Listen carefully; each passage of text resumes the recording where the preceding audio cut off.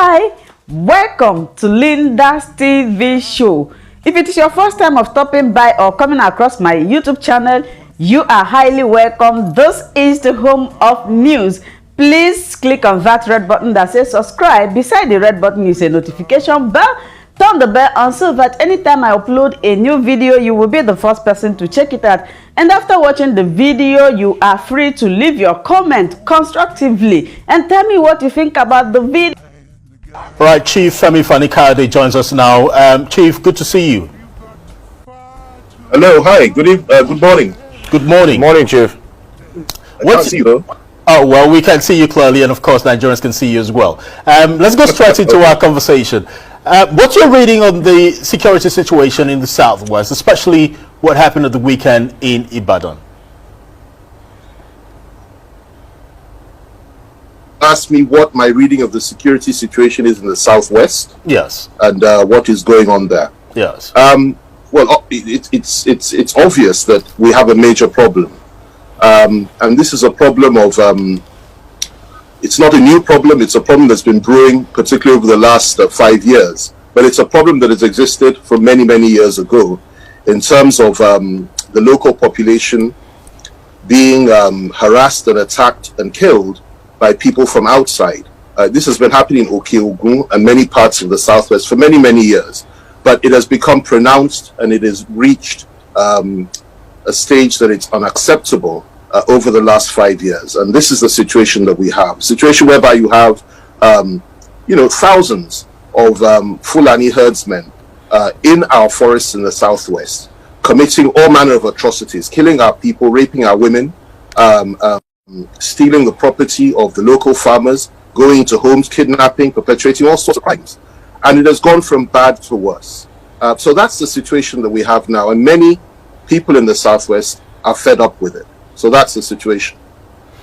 Do you subscribe to the directive issued by the governor of Ondo State, Rotimi Akeredolu, that all herdsmen should come out of the forest, get registered, and then they can take it from there forward? Absolutely. There's no other way to handle this. I mean, what are they doing there? Why are they hiding in the forest? Why are they carrying the sort of weapons they're carrying? AK in Ondo particularly is very, very sad, where the leader of the FANI daughter was murdered by these people, where market women, students, university lecturers, rich people, poor people, big people, small people, anybody, as long as you have life, are being slaughtered on a daily basis. And we're talking about very large numbers. What tends to happen is that keep these issues out of the media space, because example that 50 people have been killed, 30 people have been killed in any given day or kidnapped. But this is what has been happening in the Southwest. Ondo State particularly has been subjected to this sort of thing. And it is a failing of the government that nothing has been done about it. And I'm glad the state government has taken the initiative. The governor has said the right thing and has done the right thing. And I sincerely hope that he abides and stands by what he said. These people have no right whatsoever to kill. Now, I have nothing against Fulani people. I have many, many friends in the north, many Fulani friends. I have nothing but respect for the Sultan of Sokoto and many of my friends up in the north, particularly some of the governors there. But I have a problem with Fulani herdsmen that kill. I consider them to be terrorists. And I consider anybody that supports their activities of murdering, raping, and slaughtering our people and stealing our land and kidnapping our people, anybody that supports that, I consider to be an accessory before the fact and a terrorist. And I cannot understand for the life of me how anybody can suggest that it is wrong for people that commit these atrocities to remain in these forests and continue to do so, given the fact that so many people have been slaughtered. We feel as if we're under occupation in the Southwest. And that is why Amotekun came up about a year ago. And that is why so many Yoruba leaders are speaking out now. I don't know of one that is against this initiative of stopping this nonsense, bringing these people to book, and ensuring that they face the wrath of the law. Let's also look at the incident in Oyo State and have your take on how it was handled, looking at this Sunday Adeyemo issue and how, the ultimatum that was given and how it eventually panned out. I'm sorry, how did I what? talking about the incident in Ibarapa in Oyo State, I'm asking, Yes. looking at what happened there, what would be your reaction? Well, my reaction has been stated over and over again from day one. I've written articles about it, I've done tweets about it, and I've taken a position on that. And the position I've taken is no different to that of FANI and virtually every other key Yoruba leader in the Southwest. And that is this, that when the government fails to protect people's lives and their property, when the government allows for people, communities to take over specific areas of Okeogun and other parts of Oyo State, and certain people are killing our people, just like in Ondo State, slaughtering them, kidnapping them, turning it into a business, and government does nothing about it. These people are not brought to book. Definitely the people will have to stand up to defend themselves. And I'm glad that this young man, Sunday Igboho, went there and he gave notice and said, look, I'm not against Fulani people. I'm not against any race or any tribe. I'm against those that kidnap and those that kill. And he identified those people with about a handful of people and spoke to their leader. And according to him, the leader acknowledged the fact and accepted the fact and admitted the fact that some of his boys committed these atrocities. And what Sunday told him was that, look, because I know Sunday, I'm in touch with him. What Sunday told him was that, look, you must produce these people that killed our people. Somebody that came, not just, everybody's life is important, but you're talking about distinguished, accomplished people who came out from abroad to come and invest their money in parts of Okeogun and were employing many, many people. And one of them, had his farm raided and his people killed, and he went to complain. This man himself was slaughtered in cold blood by this Serikis people, and the Seriki admitted it. And somebody said, look, you must produce these people that committed these atrocities. If you don't produce them, then please, I'm giving you notice to leave the area, because we cannot guarantee your safety. People are not happy by what has happened. And he gave them 7 days. And at that point, the government should have come in to arrest those that killed this man and has killed so many other people. It's a business to them. Nothing happened. And the young man went back there 7 days later, and they had left, which was a very good thing, because nobody wants violence, nobody wants killing, and I don't believe that he had the intention to kill or to harm anybody. He simply reflected the views and the sentiments of the traditional rulers in the area, the people of Oyo State, the people of Ibarapa, the people of the Southwest, and every single one of us, as far as I'm concerned, stands with him on this. We cannot allow this to continue. Let them do their job and protect the lives and properties of the people of the Southwest. If they do not do so, the people of the Southwest have the right to defend themselves, but from Fulani herdsmen that kill, Fulani herdsmen that pillage, Fulani herdsmen that commit acts of terror and that have occupied our land and have taken our people, slaughter our women and rape, slaughter our people and rape our women. It's not acceptable, and it shouldn't be allowed anywhere in the country at all.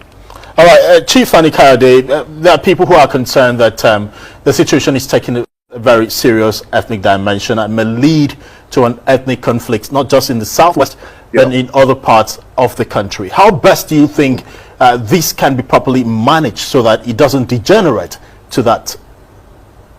The only way this can be managed is when the president he is supposed to do. That is to arrest these people and stop this nonsense. That's the only way it can be managed. And, if you want this to stop, then you arrest the criminals. You arrest the terrorists and you stop them. And you stop them from carrying arms. You stop them from killing the local population. And you stop treating them as if they're above the law. We have a presidency that, for example, a few years back, a couple of years ago, and they were killing people all over, the Fulani herdsmen were killing people all over the Middle Belt and the North, which they are still doing, and all over the South, Southeast, Southwest, South, everywhere. It was really bad at that time, all over the country. And the presidency's reaction through Femi Additional was that, well, it's either you preserve your life or you try to keep your land. In other words, you must leave the land for the Fulani herdsmen. Otherwise, they will kill you. That is not the kind of response we expect from a presidency. Again, when people shared their views and their concerns about activities of the Fulani herdsmen, 1 year later, we had another person from the presidency coming out to say that, listen, that we've got to, I think that was Shehu Garba, we have to respect the Mieti Allah, and we have to respect the Fulani herdsmen, and we should not condemn them, simply because people were fed up with what these people were doing. Then the latest one, when this incident happened, instead of the presidency reaching out to all the communities and say, look, we're sorry about this, we'll do something about it, and assuage their pain and their grief. They came out to say that Sunday must be arrested, Sunday must be this, that's Shehu Garba. Now, the presidency is meant to represent Nigeria. It's not meant to represent Fulani herdsmen. It's not meant to represent just Fulani people. It's not meant to represent just the North. They're there to represent the Federal Republic of Nigeria. Every single one of us in this country is entitled to their protection. And it is wrong when you apply the law in a very selective manner and you declare, for example, people that don't kill, like IPOP, as terrorists, and you refuse to declare Fulani herdsmen, that is killer Fulani herdsmen, as terrorists, even though they're killing people in the Northwest, in Zamfara, in Sokoto, in Katsina, in the Middle Belt, all over the Middle Belt, and they're killing people all over the South. Now, that is a national problem. For us in the Southwest, it's peculiar. It's different. And we react differently to such situations.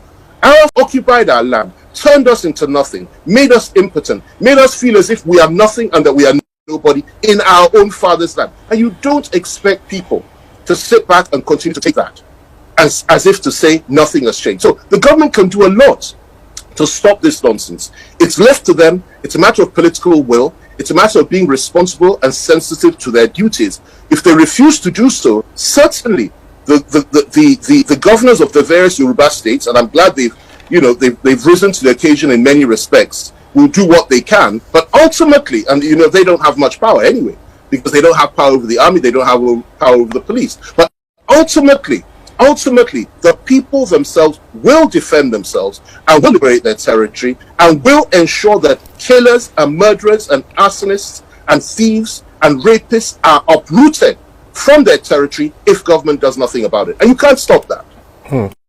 Now, there is a meeting that is expected to hold later today. In fact, the federal government had also requested that the state governors from the Southwest meet to fashion out ways to solve the current problem. What do you think should be discussed at that meeting? And do you expect much to come out in terms of practicality and in solving the situation? We've been meeting and they've been meeting and they've been talking, leaders, stakeholders, governors, presidency, this one. Look, listen, as long as Mieti Allah and as long as the Northern Elders Forum and as long as the Arewa Consultative Forum continue to make assertions like if we complain in the Southwest about the activities of killer Fulani herdsmen, that we are stoking war and that we are begging for war, as long as they talk like that, there can be no settlement to this issue. The first thing we have to establish, and it's a mindset, it's something that has to sink into the minds of some of our northern brothers.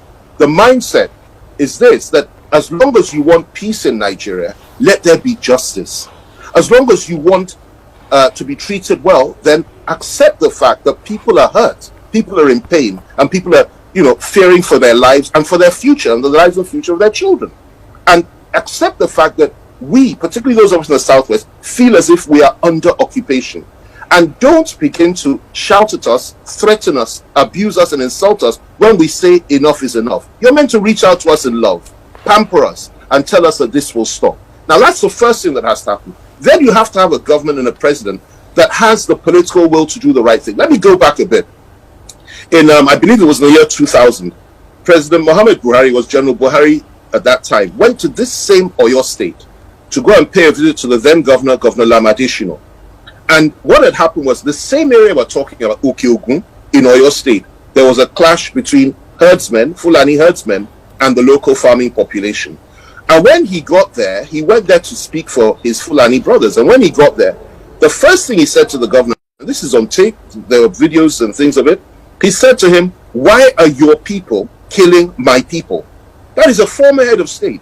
He didn't say, "What's going on?